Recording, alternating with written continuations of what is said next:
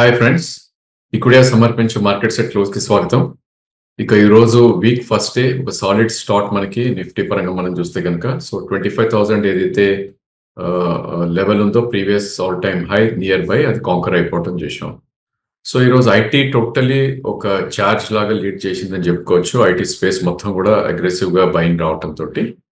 And ఇక మనం last week అనుకున్నాం ఎప్పుడైతే 24,550% ఆఫ్ ద రిట్రేస్మెంట్ అయిందో 25,074 ఏదైతే ఉందో ఆల్ టైమ్ హై ఆల్మోస్ట్ వచ్చే ఛాన్స్ ఉంది అని. సో ఈ రోజు హై మనం చూస్తే కనుక 25,043. సో ఈ రోజు మనకి చార్ట్ ప్యాటర్న్ చూస్తే కనుక ఈవెన్ ఫస్ట్ ఆగస్ట్ లో ఏదైతే గ్యాప్ డౌన్ ఉందో 24,956 ఆ గ్యాప్ కూడా ఫిల్ అయిపోవడం చూసాం కంఫర్టబుల్లీ. సో ఒకసారి మార్కెట్ కనుక 25,078 ఏదైతే ఆల్ టైమ్ హై ఉందో మేబీ ఇవాళ హై నుంచి 30-40 పాయింట్స్ ఉంది కాబట్టి అవర్ క్లోజ్ నుంచి ఓన్లీ 50-60 పాయింట్స్ ఉంది. డెఫినెట్ గా 25,300 నుంచి 25,500 వరకు లెవెల్స్ అయితే ఓపెన్ అప్ అయిపోతాయి. సో ఇప్పుడు ఒక గ్రేట్ సపోర్ట్ మనకి ఎక్కడ ఉందంటే ఆల్వేస్ మనం అనుకుంటాం 3 days లో ఏదైతే ఉందో that will act as a support అని. ఇన్ఫాక్ట్ మనం ఫ్రైడే లో తీసుకున్నా కూడా 24,771 అనేది ఒక కీ సపోర్ట్ గా ఉంటుంది. సో అంటే ఇక్కడ నుంచి ఆల్మోస్ట్ ఒక 200-250 పాయింట్స్ కింద గ్రేట్ సపోర్ట్ ఉంటుంది. ఇక మనందరికి తెలిసిన ఇంకో లెవెల్ ఏది అంటే కనుక ప్రాబ్లీ 20-day మూవింగ్ యావరేజ్ దగ్గర ఒక గ్రేట్ సపోర్ట్ ఉంటుంది వెరీ షార్ట్ టర్మ్ ప్లేయర్స్ కూడా. సో 24,565 దగ్గర సెకండ్ సపోర్ట్ ఉంటుంది. సో ఆల్ ఇన్ ఆల్ 24,500 నుంచి 25,500 పాయింట్స్ రేంజ్ అనేది క్లియర్ గా మనకి షిఫ్టింగ్ అవుతుంది చూస్తున్నాం నిఫ్టీ పరంగా చూస్తే కనుక. So definitely buy on dip స్ట్రాటజీని అవలంబించాలి ఈ స్టేజ్ లో. ఇన్ కేస్ ఒక నెగటివ్ న్యూస్ ఏదైనా వచ్చి మార్కెట్స్ నుంచి నిఫ్టీ పడితే కనుక. ఇక ఇప్పుడే అనుకున్నట్టు IT has lead the rally అని చెప్పొచ్చు. మెటల్స్ కూడా ఒక అగ్రెసివ్ ర్యాలీ రావటం చూసాం మనం ఈ రోజు ట్రేడింగ్ లో. In fact HCLTECH was the biggest gainer in Nifty అని చెప్పొచ్చు. ఆల్మోస్ట్ 4.5% పెరగటం చూసాం.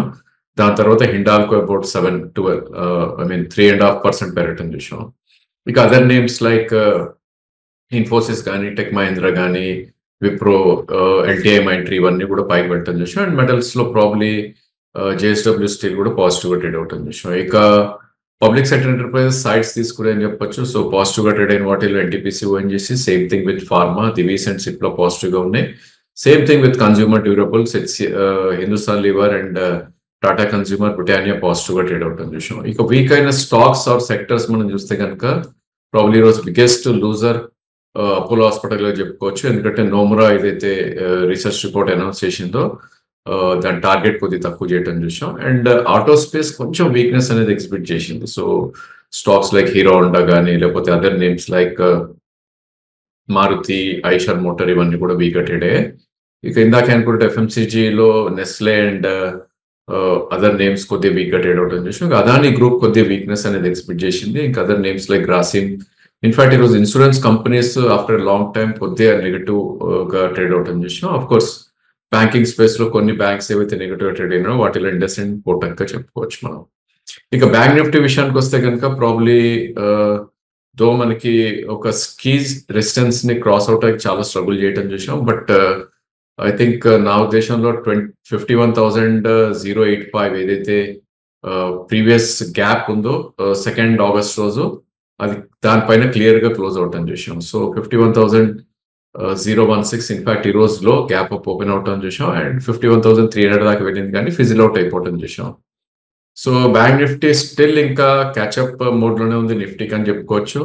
మనకి చూస్తే కనుక నిఫ్టీ ఫాల్ ఏదైతే 1100 పాయింట్స్ ఉందో అది టోటల్లీ రికవర్ అయిపోవటం చూసాం లాస్ట్ 2 weeks బ్యాక్ ఏదైతే జపనీస్ మెల్ట్ డౌన్ అయిందో. వేరస్ బ్యాంక్ నిఫ్టీ 3,700 పాయింట్స్ లో నాట్ ఈవెన్ ప్రాబ్లీ 20% కూడా ఇంకా రిట్రేస్ అవ్వలేదు. About probably 1,000 to 1,200 points 33% retrace అయిందని చెప్పుకోవచ్చు. So bank Nifty lot more to come. But good thing ఏంటి అంటే కనుక ఈ రోజు సెల్ ర్యాలీస్ నుంచి బై డిప్స్ అయిపోవడం చూసాం. ఎందుకంటే 50,816 అనేది 20-day మూవింగ్ యావరేజ్ అదొక గ్రేట్ సపోర్ట్ గా మన బ్యాంక్ నిఫ్టీలో ఉంటుంది. ఆల్ ఇన్ ఆల్ 50,700 నుంచి 51,800 వరకు బ్యాంక్ నిఫ్టీ కదలాడే ఛాన్సెస్ ఉంటుంది. ఓన్లీ థింగ్ ఏంటంటే రిస్క్ టేకర్స్ ఎవరైతే ఉంటారో 1-2 ప్రైస్ పాయింట్ చూస్ చేసుకోవాలి. ఎందుకంటే ఆల్రెడీ మనకి ఒక కీ రెసిస్టెన్స్ పైన క్లోజ్ అయిపోయింది కాబట్టి అండ్ నెక్స్ట్ లెవెల్ ఏదైతే ఉందో 51,800 కి ఓపెన్ అయింది కాబట్టి కొద్ది రిస్క్ టేకర్స్ ఎవరైతే ఉంటారో ఫస్ట్ పాయింట్ లో ఇక్కడ కొనాలి 51,100. సెకండ్ ప్రైస్ పాయింట్స్ 50,800 దగ్గర కొనే ప్రయత్నం చేయొచ్చు. ఇక బ్యాంక్ నిఫ్టీ కాంపోనెంట్స్ లోకి మనం వెళ్ళి చూస్తే కనుక దో బ్యాంక్ నిఫ్టీ ఒక 200 పాయింట్స్ ప్లస్ లో క్లోజ్ అయినప్పటికీ ప్రాబ్లీ కొంచెం అండర్ పర్ఫార్మ్ చేసే స్టాక్స్ అని చెప్పుకోవచ్చు. ఎందుకంటే మనకి ఈరోజు గెయినర్స్ లోకి వెళ్ళి చూస్తే కనుక it was only few stocks గా చెప్పొచ్చు. ఏయూ బ్యాంక్ కానీ, హెచ్డిఎఫ్సి బ్యాంక్ కానీ, అఫ్ కోర్స్ హెచ్డిఎఫ్సి బ్యాంక్ 1% పెరిగింది. అది బిగ్గెస్ట్ వెయిటేజ్ ఉన్న స్టాక్, 30% దాకా వెయిటేజ్ ఉంది కాబట్టి బ్యాంక్ నిఫ్టీ హోల్డ్ అవ్వగలిగింది. అండ్ ఐసిఐసిఐ అండ్ యాక్సిస్ కూడా కొద్దిగా పాజిటివ్ గా ట్రేడ్ అవుతుంది విషయం. బట్ వేరేస్ 13 కాంపోనెంట్స్ లో ఆల్మోస్ట్ 10 కాంపోనెంట్స్ నెగటివ్ గా ట్రేడ్ అయ్యని చెప్పొచ్చు.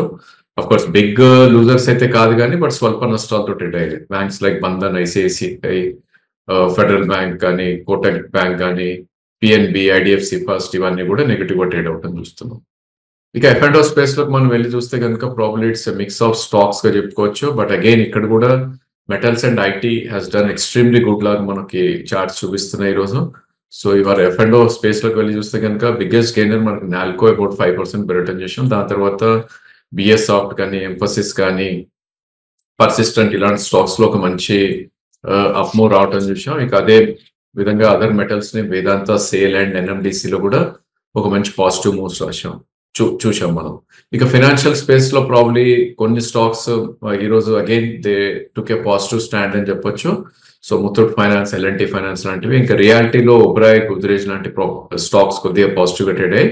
స్పెషాలిటీ కెమికల్ ఫ్రైడే రోజు ఒక బిగ్ సెల్ ఆఫ్ తర్వాత ఈ రోజు పాజిటివ్ గా క్లోజ్ అవడం చూసాం. స్టాక్స్ లైక్ ఎస్ఆర్ఎఫ్ కానీ, ప్రాబ్లీ దీపక్ నైట్రేట్ కానీ ఇవి కూడా పాజిటివ్ గా ట్రేడ్ అయ్యాయి.